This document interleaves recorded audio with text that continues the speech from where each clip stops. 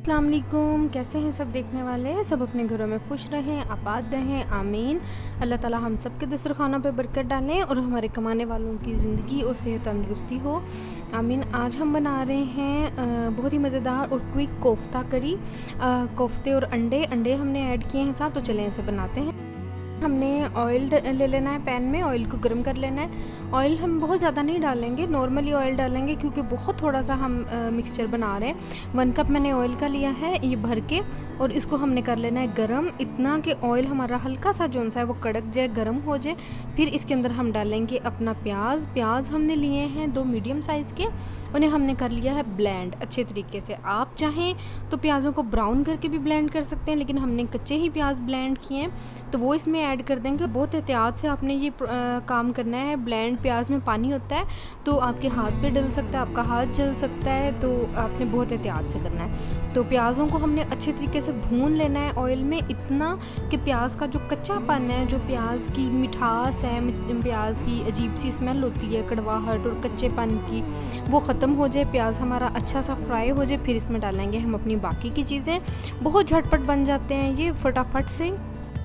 हमारा हो गया ब्राउन, इतना जितना हमें चाहिए, हमें गोल्डन ही करना है, हमें डार्क ब्राउन इसको नहीं करना। डार्क ब्राउन प्याज जो है वो बिल्कुल भी अच्छा नहीं लगता, गोल्डन करना है। अब हम इसमें डाल रहे हैं जिंजर गार्लिक पेस्ट। लहसुन लिया है हमने 1 पूरी गुली, और अदरक का टुकड़ा हमने लिया है 2 इंच का। इसको भी हमने अच्छे तरीके से काट के धो के ब्लेंडर में घुमा लिया है, वो हमने डाल दिया। हल्का सा हम इसको भी भून लेंगे। साथ ही हम इसमें डालते हैं सूखे मसाले। नमक डाला है हमने 1 टीस्पून भर के,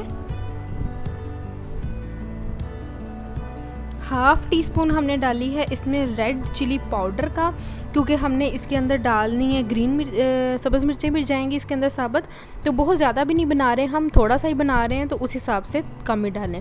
1/4 टीस्पून हमने डाला है इसके अंदर हल्दी पाउडर का, और मसाले को हम भून लेंगे अच्छे तरीके से, मसालों का कच्चापन ख़त्म हो जाए।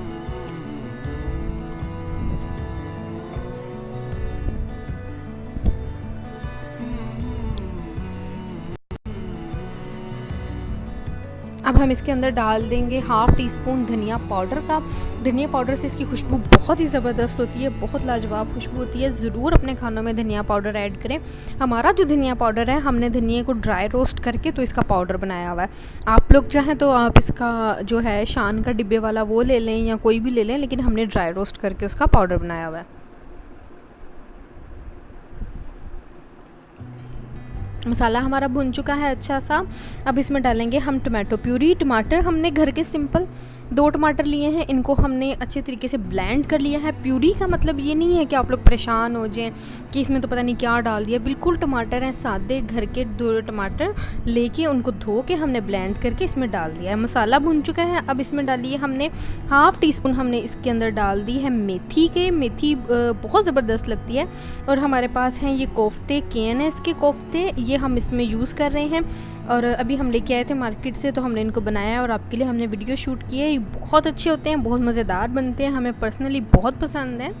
तो जितने भी प्रोसेस फूड हैं उनमें सबसे ज़्यादा हमें KNS ही पसंद है। तो इस पे ट्रस्ट भी है, और वैसे भी इसकी जो होते हैं चीज़ें वो अच्छी होती हैं, और क्वांटिटी भी अच्छी होती है कोफ्तों की। मसाला हमारा है बहुत अच्छा सा, मसाले ने ऑयल छोड़ दिया है, घी अलग हो गया है, मसाला भून चुका है। अब हम इसमें अपने कोफ्ते ऐड कर लेंगे।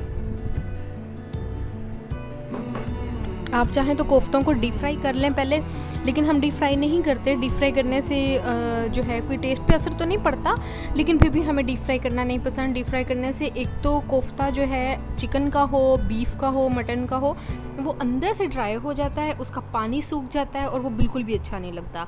तो ये जो है कोफ्ते होते हैं, इससे आपकी ग्रेवी भी अच्छी बनती है, आपकी ग्रेवी में भी मज़ा आता है, और आपके कोफ्ते बहुत ही अच्छे बनते हैं, सॉफ्ट बनते हैं। वो फ्राई किए हुए जो कोफ्ते हैं उनके साथ ग्रेवी इतनी ज़्यादा मज़ेदार नहीं बनती। तो हमने इसके अंदर ज़ीरा डाला है 1/2 टीस्पून, 8 से 10 साबित।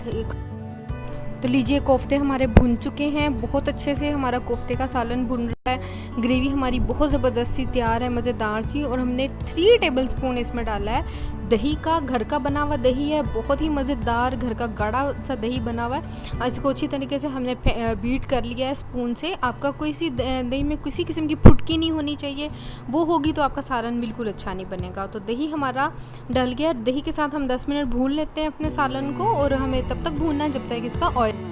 लीजिए कोफ्ते हमारे बन के तैयार हैं। जो हमने दही डाला था, हमारा दही का पानी भी सूख गया है, बहुत अच्छा सा कोफ्ते हमारे भुन चुके हैं, बहुत ही मज़ेदार खुशबू आ रही है। अब इसमें डालेंगे हम ½ टी स्पून गरम मसाला पाउडर का, और इसको हल्का सा हम भून लेंगे। पानी डालेंगे हम उसमें इतना जितना हमें इसका शोरबा बनाना है या मसाला बनाना है, तो इतना ही पानी हमने 1.5 गिलास डाला है। साथ ही हमने डाली हैं 3 से 4 हरी मिर्चें, और इसको हम पकने के लिए छोड़ देंगे 10 मिनट के लिए।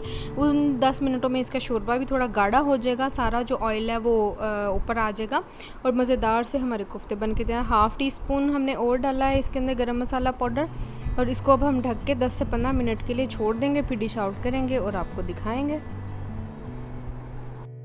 ये हमारा अंडे कोफ्ते का मज़ेदार सालन बन के तैयार है। हमें इसको बनाने में ज़्यादा से ज़्यादा 20 मिनट लगे हैं, और बहुत ही मज़ेदार बन के तैयार है। KNS की प्रोडक्ट्स मुझे बहुत पसंद है, पर्सनली आप लोग यूज़ करें, और हमें ज़रूर बताइएगा आपको हमारी रेसिपी कैसी लगी। फिर मिलेंगे किसी और वीडियो में, तब तक के लिए खुदा हाफिज़।